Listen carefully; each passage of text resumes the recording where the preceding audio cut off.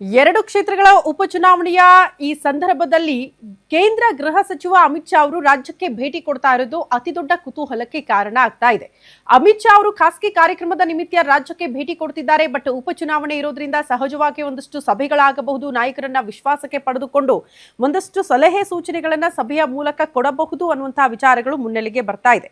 ಹಿಂದೂ ಧರ್ಮ ಆಚಾರ್ಯ ಸಭಾದ ಕಾರ್ಯಕ್ರಮದಲ್ಲಿ ಪಾಲ್ಗೊಳ್ಳೋದಕ್ಕೆ ರಾತ್ರಿ ಬೆಂಗಳೂರಿಗೆ ಆಗಮಿಸಲಿದ್ದಾರೆ ಕೇಂದ್ರ ಗೃಹ ಸಚಿವ ಅಮಿತ್ ಶಾ. ನಾಳೆ ನೆಲಮಂಗಲ ಬಳಿಯ ನಗರೂರಿನಲ್ಲಿರುವ ಬಿಜಿಎಸ್ ವಿಜ್ಞಾನತಂ ಮೈದಾನದಲ್ಲಿ ಧಾರ್ಮಿಕ ಮುಖಂಡರು, ಸಾಧು ಸಂತರ ನೇತೃತ್ವದಲ್ಲಿ ಹಿಂದೂ ಧರ್ಮ ಆಚಾರ್ಯ ಸಭಾದ ಕಾರ್ಯಕ್ರಮ ಕೂಡ ನಡೆಯುತ್ತೆ.